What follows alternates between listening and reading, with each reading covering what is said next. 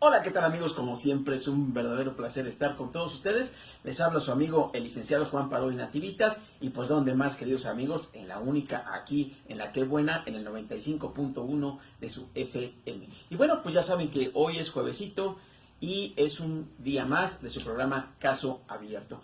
Y hoy, queridos amigos, ¿de qué vamos a estar platicando? Bueno, hoy vamos a platicarles en relación a lo que es la inmatriculación. Es un nombre raro, es un nombre técnico, es un nombre que yo incluso al principio no entendía. Es más, decía yo, creo que no es lo correcto mencionarlo así, pero ahorita se los voy a explicar de qué se trata. Bueno, quiero comentarles, queridos amigos, que aquí en el estado de Puebla, eh, obviamente durante las décadas no ha sido la misma ley.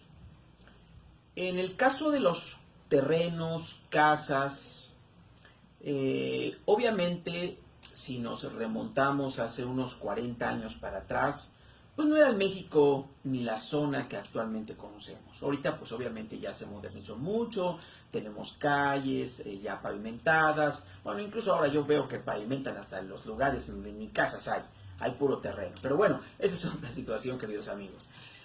La situación aquí es que precisamente en un México antiguo, en un México de hace 40 años para atrás, el Estado de México, el Estado de Puebla, perdón, no era la excepción.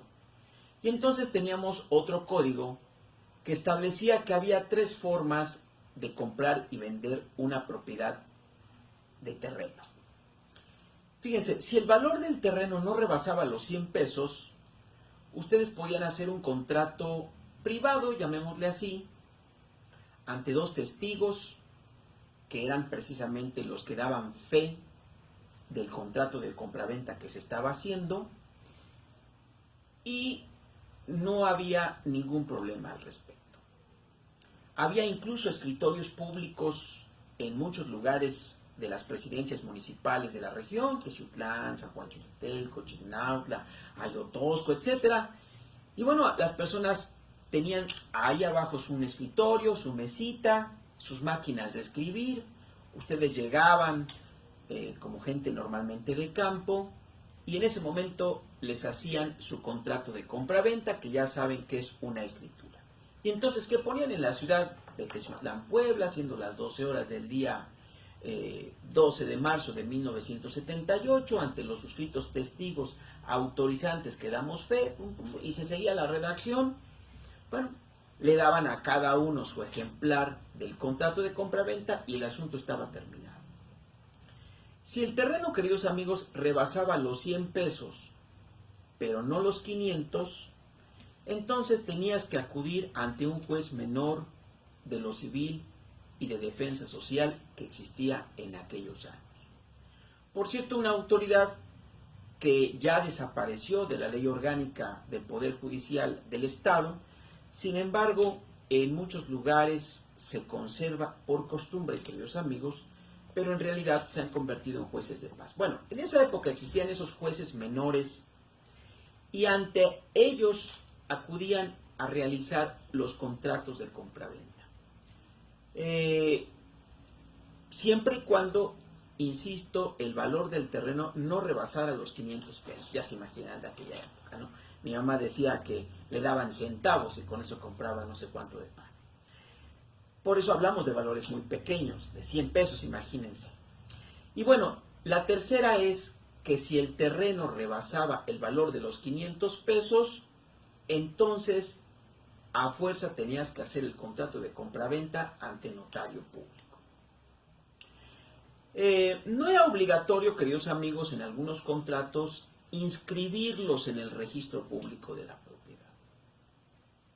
A partir de 1980 se hizo un decreto que obligó a que todos los contratos de compraventa que se hicieran respecto a terrenos, independientemente de su valor, se tenía que hacer ante notario público y obviamente inscribir en el registro público de la propiedad.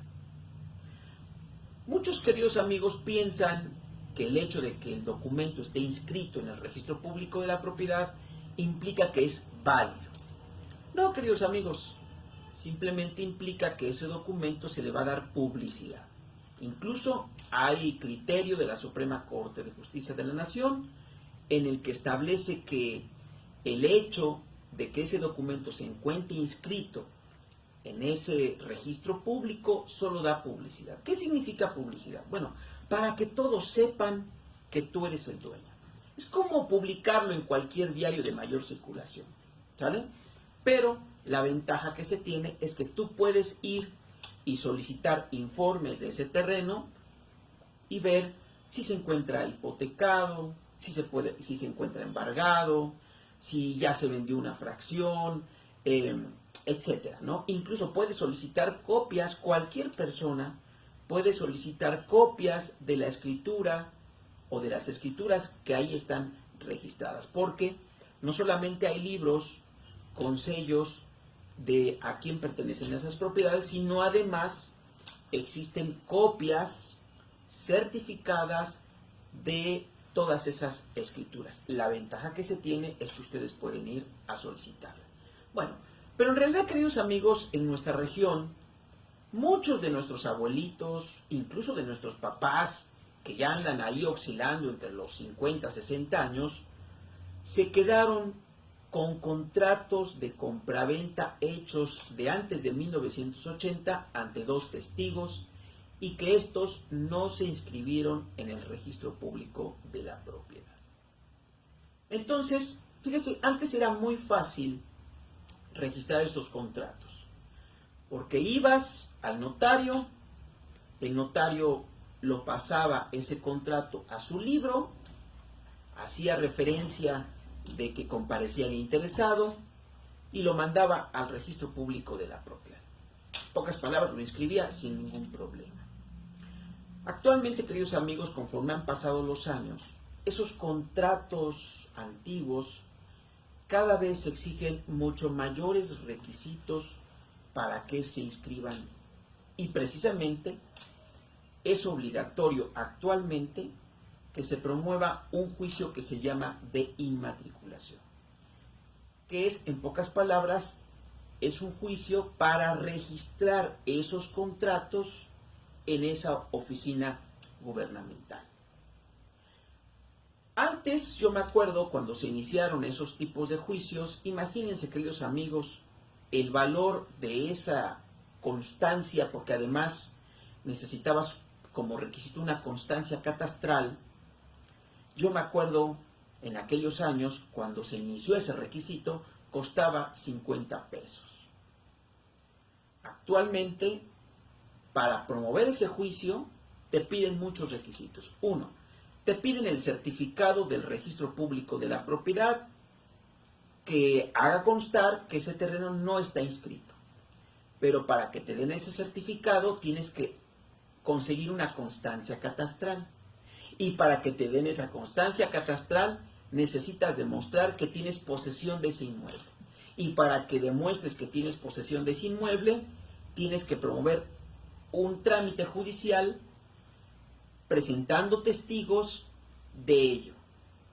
Una vez que el juez te da el documento en el cual acredita que tú tienes posesión de ese terreno, entonces tienes que tramitar tu cédula catastral. ¿Qué es lo que está sucediendo, queridos amigos? Que los amigos del departamento de catastro de cada municipio pues van y obviamente llevan aparatos nuevos, aparatos de última generación, satelitales, y obviamente usted va y los lleva donde están los linderos de ese terreno, y va y le dice, mire, aquel arbolito que está allá, ese es un lindero, mire, vamos para allá, y allá la palmita que está de aquel lado, mire, ese es otro lindero, y así todos los lados. Resulta que cuando hacen la inspección y le dan a usted esa cédula catastral, que obviamente hay que pagar, a mí me sorprendió, queridos amigos, porque un día llega uno de mis compañeros del despacho, el licenciado Baldomero Toledo Hernández, que se encarga de hacer ese tipo de inspecciones, y me dice, oye, licenciado, esta cédula catastral va a salir en 17,000 pesos. Yo me espanté porque, pues obviamente yo me quedé todavía con que la cédula catastral andaba oscilando por ahí en 2,500 pesos. Y le digo, oye, hasta me enojé con él. Le digo, oye, ¿pero por qué tan caro? Y me dice, lo que pasa es que de acuerdo al tamaño del terreno, están cobrando de a peso el metro. Y bueno, queridos amigos, si te dices, bueno, de a peso el metro, pues ¿cuánto puede ser? Sí. Dice, pero aquí este terreno tiene más de 17,000 metros, que aunque son barrancas muchas veces, aunque son terrenos que difícilmente son aprovechables, pues sí, pero son metros. Hay que pagar, y el cliente tuvo que pagar 17,000 pesos, queridos amigos, simplemente por la cédula catastral, que es un documento que te expide el gobierno, donde simplemente te indica la ubicación de tu terreno, las medidas y colindancias. Y con ese documento lo llevas para que te expidan tu certificado. Y luego hay que tramitar el juicio de inmatriculación. Eso, queridos amigos, se los platico, no solamente para que ustedes los conozcan, sino para que vean hoy lo engorroso, difícil y caros que están los trámites para que tú puedas regularizar tu terreno. Eso, queridos amigos, es el procedimiento que actualmente se tiene que seguir para que ese contrato viejo, antiguo, pues se tenga que inscribir. Y todavía peor, queridos amigos, algunos compañeros del Registro Público de la Propiedad están pidiendo que se pague el impuesto sobre la renta de esa escritura antigua y el ISABE, cuando es completamente ilegal, porque son impuestos, imagínense ustedes, de hace 40 años. La ley no se le puede dar retroactividad de acuerdo con el artículo 14 constitucional. Pero bueno, ese es un poquito, queridos amigos, de que nosotros como abogados tenemos que estar lidiando a veces con nuestras autoridades. Vamos a un corte, queridos amigos, regresamos, no se vayan, esto es Caso Abierto.